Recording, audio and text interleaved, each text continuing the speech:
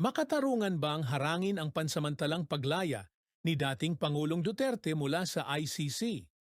Binatikos ni Davao City Representative Paulo Pulong Duterte ang grupong One Sambayanan at iba pang kritiko sa tangkang pagbawal sa anumang bansa na tumanggap kay dating Pangulong Rodrigo Duterte, kaugnay sa kanyang apela para sa pansamantalang paglaya mula sa International Criminal Court.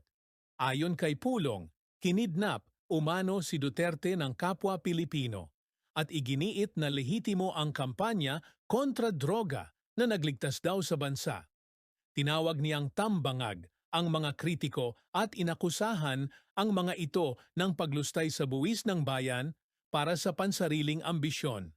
Giit niya, matanda na si Duterte at wala nang banta sa pagkapangulo, kaya nararapat lamang na makabalik ito sa Pilipinas.